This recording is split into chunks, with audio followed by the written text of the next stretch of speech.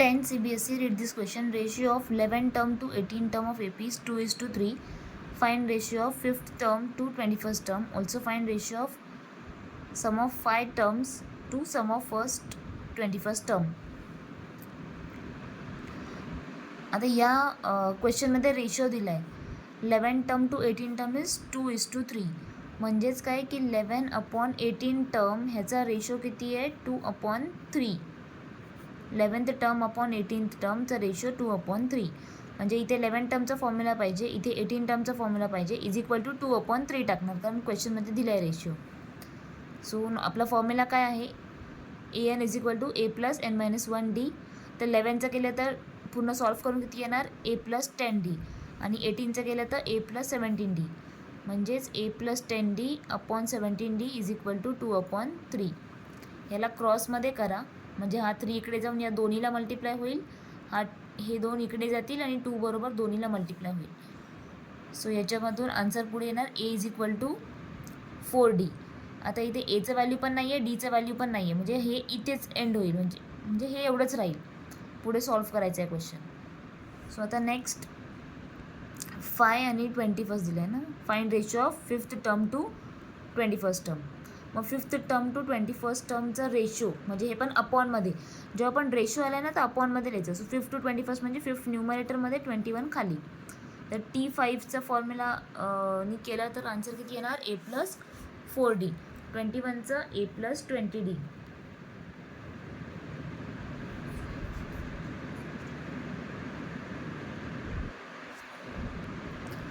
आता काय करायचं? इथे आपल्याला काय आलं होतं? a is equal to 4d. हे इथे लक्षात ठेवा, a is equal to 4d. आता 5 आणि 21चं हे आन्सर आहे. ठीक आहे. ह्याच्यामध्ये जिथे पण a आहे तिथे आपण काय टाकणार? 4d, कारण a is equal to 4d. मग याच्यामध्ये पण 4d टाका, याच्यामध्ये पण 4d टाका. मग हे पुढे सॉल्व करा. हे लाईक टर्म झाले. 4d 4d 8d. 4d and 20d 24d. d cut झालं. 8 1चा 8 3चा, म्हणजे रेशो किती आला? 1/3 किंवा 1:3. सो 5 to 21चा रेशो आला 1/3. आता एसचं फाईंड करायचं. S5 to S21 सम आहे ना. Also find ratio of sum of first 5 terms to sum of first 21st terms. इथे काय होतं? फक्त ANच्या फॉर्म्युलाने केले. आता एस सम आहे म्हणजे SNचं फॉर्म्युला. सो SNचं फॉर्म्युला दिला तर 5चं काय येणार? 5/2 2a + 4d. 21चं 21/2 2a + 20d. हे पुढे सॉल्व करा. 2 तासच कट होऊन जाईल, म्हणजे 5/21 राहणार. हे निघून गेलं. 5/21 आणि हे 2 ब्रॅकेट्स. आता इथे 4d जो आहे, 4dच्या ऐवजी आपण a लिहू शकतो. सो 2a + a लिहायचं. आणि इथे 2a + 20d आहे. So 2a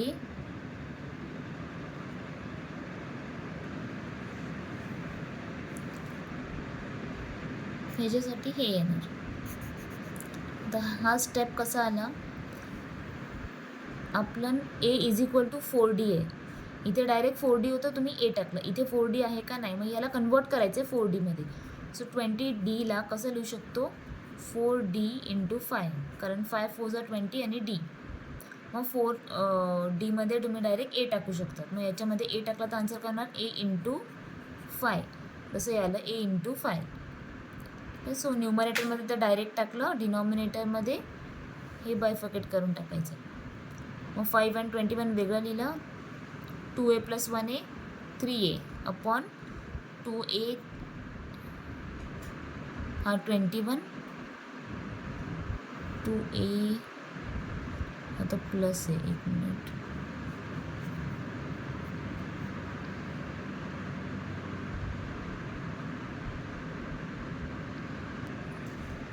five × a 5a 5a + 2a 7a.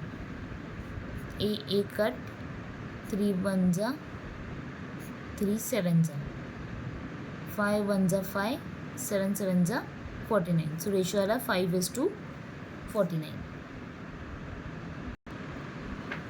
म्हणजे आपण आधी टी एनच्या फॉर्म्युलाने रेशोज फाईंड केला आणि नंतर एस एनच्या फॉर्म्युलाने. आणि क्वेश्चनमध्ये दोन्ही विचारलं होतं.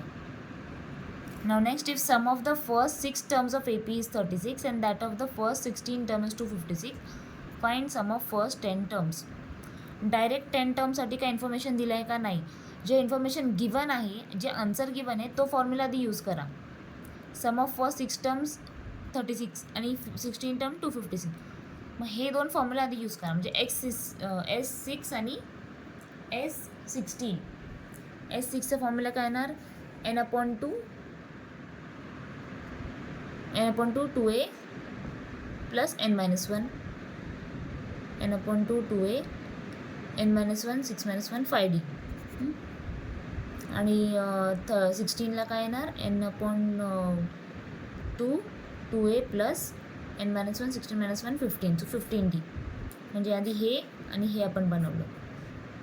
सो क्वेश्चनमध्ये दिलं आहे त्या अकॉर्डिंगली करायचं, अदरवाईज डायरेक्ट आन्सर येणार नाही. आता याला पुढे सॉल्व्ह करायचा प्रयत्न केला तर आन्सर किती येणार. याचं S6 आन्सर ऑलरेडी 36 दिलं आहे, याचं आन्सर 256 दिलं आहे. मग इथे येणार ना इज इक्वल टूच्या लेफ्टला, इज इक्वल टू फॉर्म्युला. इथे पण हा नंबर येणार इज इक्वल टू फॉर्म्युला. हे पुढे सॉल्व्ह करा. म्हणजे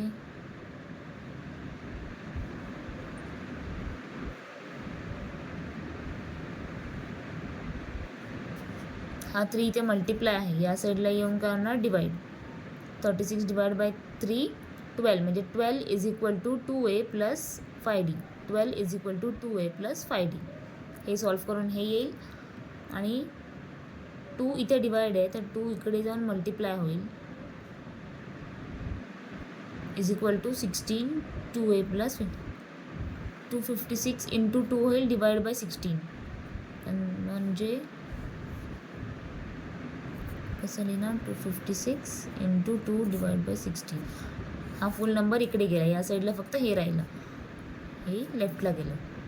तर 2 1 जा 2 8 जा, 8 आणि 256ला डिवाइड करा. 8 1 जा 8 3 जा 24 1 6 2 32. म्हणजे हे दोन्ही नंबर्स इथे गेल्यावरती या साईडला आन्सर काय आला 32. So 32 is equal to 2a plus 15d. हे पुढे सॉल्व्ह नाही होऊ शकत. कोणतंही सम पुढे सॉल्व्ह होऊ शकतं का नाही ते कशावर डिपेंड करतं, जेव्हा दोन व्हेरिएबल्सचे व्हॅल्यू माहीतच नाही आहे. एक माहीत आहे तर सॉल्व्ह करू शकतो, पण दोन्हीचं लाईक ए आणि डी दोन्ही अननोन आहे, ए आणि डी दोन्ही अननोन आहे. सो तिकडेच स्टॉप करायचं. आता या दोन इक्वेशनला सॉल्व्ह करायचं. हा एक इक्वेशन आणि हा एक इक्वेशन. 2a कॉमन आहे पण दोन्ही पॉझिटिव्ह आहे, म्हणजे इक्वेशन काय करायला लागेल, सबट्रॅक्ट. सो सबट्रॅक्टिंग इक्वेशन केलं तर पुढे आन्सर येईल डीचं.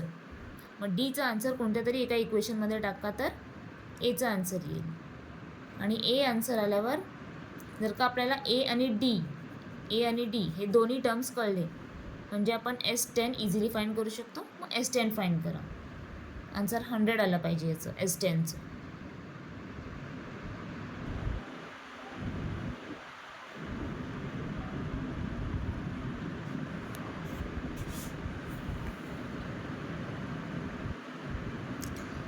Next, 250 apples of box were weight and distribution of mass of apple is given in following tables.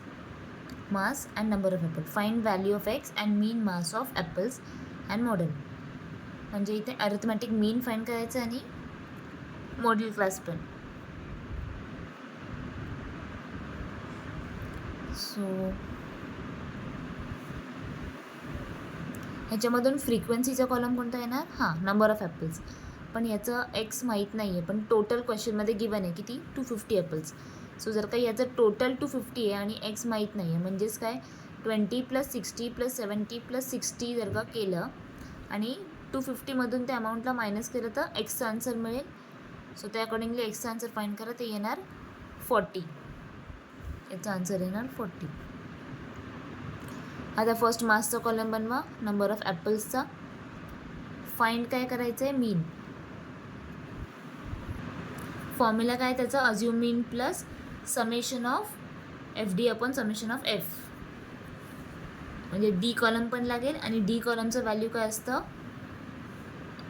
x1 - a, x1 - assume मीन. आणि x1 म्हणजे काय, जो मिड पॉईंट आहे, म्हणून ह्याचा आधी मिड पॉईंट काढा. 80 to 100चा मिड पॉईंट 90, 100 to 120चं 110. हे इझिली कळते म्हणून ठीक आहे. पण जर का समजत नसेल, फॉर एक्झाम्पल 4 to 5 दिलं, मग याचं मिड पॉईंट काय येणार, 4 + 5 / 2 म्हणजे 9/2. आन्सर येईल 4.5.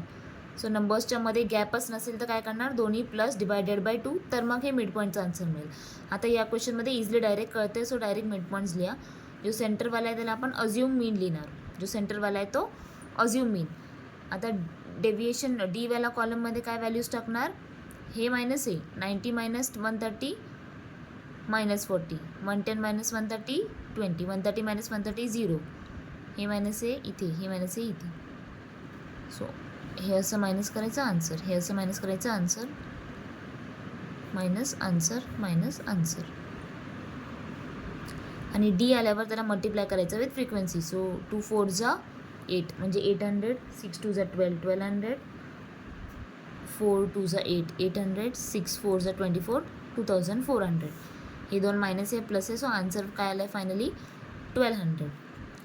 मीनचा formula a + summation of FD means 1200. So 1200/250, 1200/250 आणि इथे 130. आधी हे फुल सॉल्व करायचं आहे, नंतर हे प्लस करायचं. आधी प्लस करून मग डिवाईड केलं तर रॉंग येईल.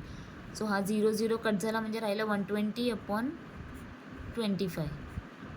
ह्याला 5च्या टेबलनी करा म्हणजे हे पूर्ण सॉल्व होईल. 5 5 अँड 5 24. सो 24/5 मध्ये 130 प्लस. हे डायरेक्ट प्लस नाही करायचं, रॉंग येणार. /1 काहीच नाही म्हणजे /1 ह्याचं LCM काढा म्हणजे हे असं क्रॉस करून केलं तरी चालेल. मग जे आन्सर आहे ते येईल 134.8. मोडचा फॉर्म्युला काय, lower limit plus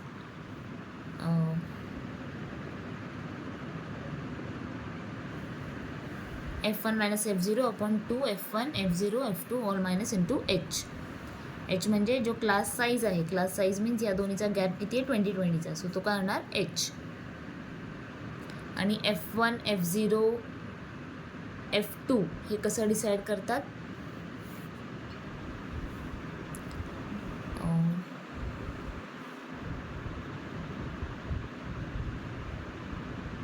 model class 120 to 140 येणार.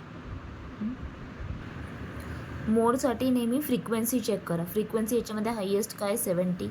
सो क्लास कोणता असणार 120 to 140. लोअर लिमिट असणार 120.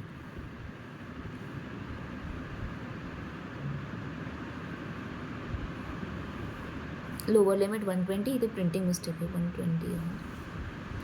अँड क्लास साईज H किती असणार 20. सो आपला क्लास हा आहे म्हणजे F1 F0 किती होणार, ह्याच्या वरचा नंबर हा जो आहे हा F0, हा होणार F0. F2 म्हणजे हा F0 आणि हा F2 आणि 70 म्हणजे F1.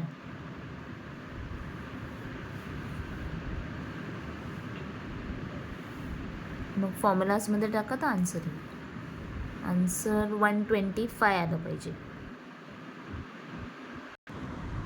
नेक्स्ट कोचिंग इन्स्टिट्यूटचा क्वेश्चन बघूया, केस स्टडी.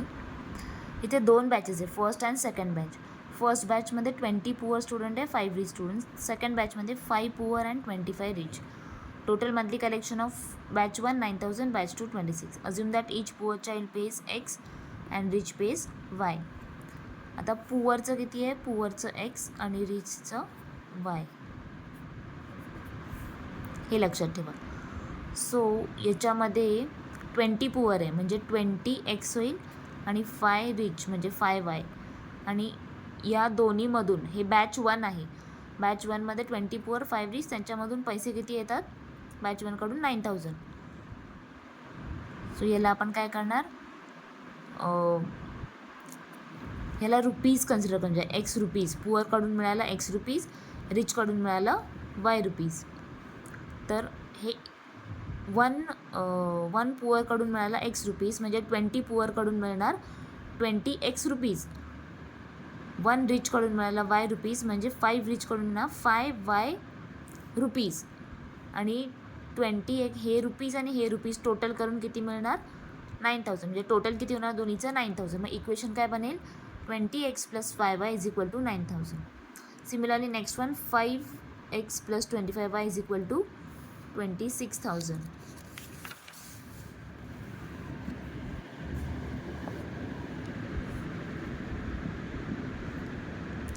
हे मोठे नंबर्स आहे अजून सिम्प्लिफाय पण करू शकतो डिवाइड बाय 5 करून.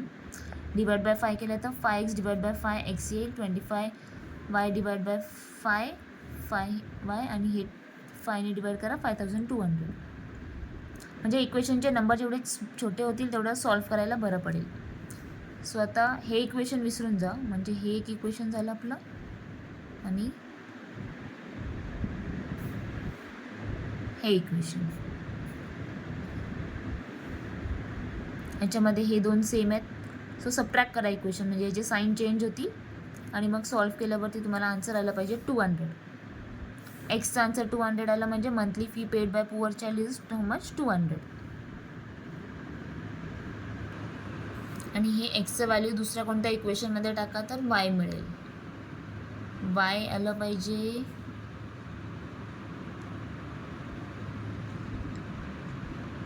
800. सो टोटल मंथली फी मग फाइंड करता येईल. टोटल मंथली फी किती फाइंड करायची आहे of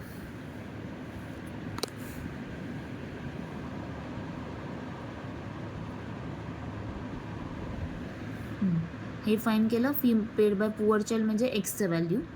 difference in monthly fee paid by poor and rich हे फाइंड करायचं आहे. नेक्स्ट 10 पुअर 20 रिच असेल तर काय 10 पुअर म्हणजे हे किती होणार 10x आणि हे होणार 20y.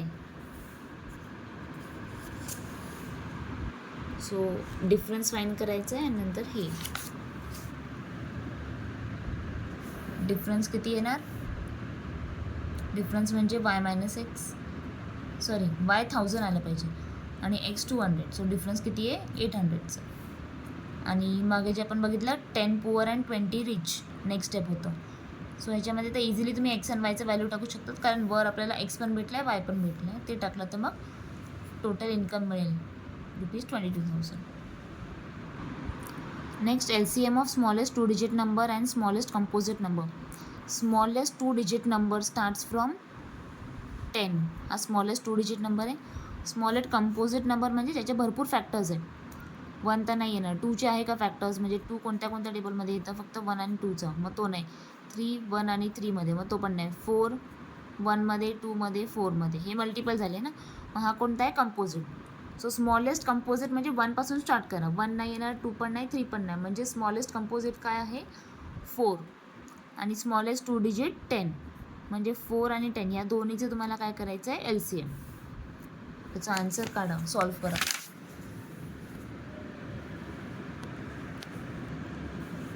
Distance of point -4 from Y axis. हा ग्राफ आहे. -4 एक्सवर येणार म्हणजे या साईडला कुठेतरी येईल इथे -4 आणि 3 इथे येणार म्हणजे हे असं जॉईंट होईल. इथे 3 आहे इथे -4. The distance of this from Y axis. Y axis कोणतं आहे हे मला. मग वायपासून डिस्टन्स बघितला तर कसं बघणार एवढा आहे डिस्टन्स म्हणजेच किती आहे 4. So answer 4. एक्स आलं असतं तर असं बघणार एक्सवरून इथे डिस्टन्स किती आहे 3चा मग 3 आलं असतं. हे तर इझी आहे. One of the polynomial is 2 then find the value of k that is -10. हे पण एकदा सॉल्व्ह करा.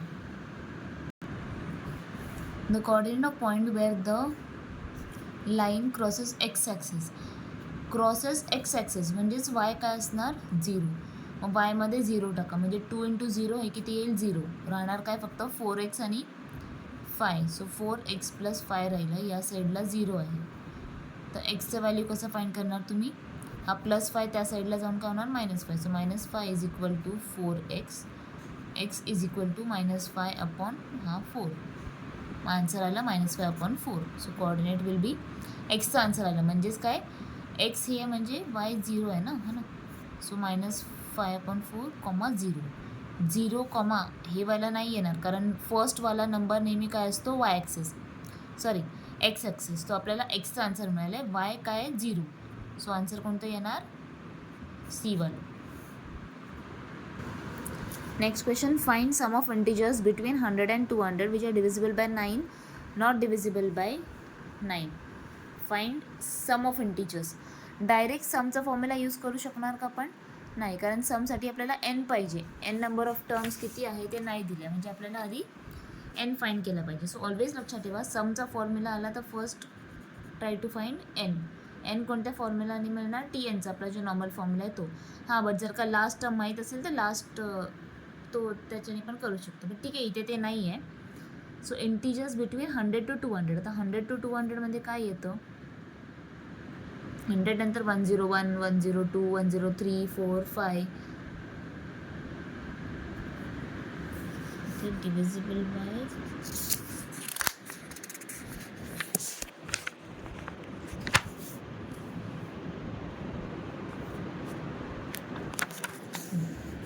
डिव्हिजिबल बाय 9 विचारले. सो 100पासून स्टार्ट झालं, 101, 102, 103, 4, 5, 6, 7 पर्यंत होत नाही, 108पासून स्टार्ट होतो. सो 9 फर्स्ट नंबर काय असणार? 108.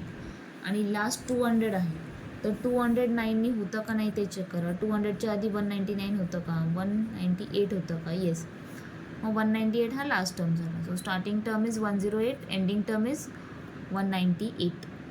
म्हणजे आपला ए टर्म काय येणार? 108 आणि लास्ट टर्म 198.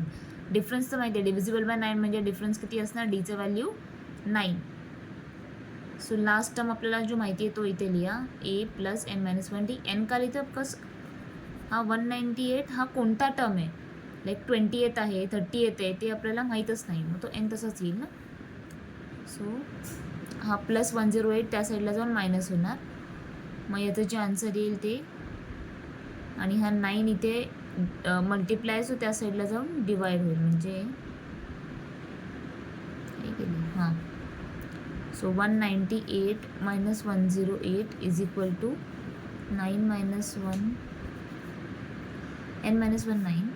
या दोन्हीला मायनस करून आन्सर येणार 90. 90 इज इक्वल टू 9 minus 1 9. हा 9 इथे येऊन डिवाइड करा, म्हणजे किती येणार? 10. तो 10 इज इक्वल टू n-1, हा -1 इथे जाऊन प्लस, सो 11. म्हणजे एनचं आन्सर किती आलं? 11. n11 आल्यावर ते S11मध्ये टाकू शकतो आपण, कारण n इथे n लागतो ना, मग n इथे भेटला, मग हा व्हॅल्यू टाका. अकॉर्डिंगली S11चा आन्सर भेटेल. आणि नॉट डिव्हिजिबल बाय 9 म्हणजे 100 नंतर नंबर कोणता आहे? 101. हा नॉट डिव्हिजिबल आहे. सो स्टार्टिंगचा नंबर लिहायचा जो नॉट डिव्हिजिबल आहे, आणि एंडिंगचा. 200 इज लास्ट टर्म. ह्याच्या आधी कोणता टर्म आहे? 199. म्हणजे हा फर्स्ट टर्म, हा लास्ट टर्म, बाकी फुल सेम. एनचं व्हॅल्यू फाइंड करायचं, मग एस एन. इथे जसं केलं होतं n then s n. Similarly here also n then s n. आणि क्वेश्चन काय होता? Find sum of the integers. So दोन्हीचं जे आन्सर आले त्याचा डिफरन्स काढायचं.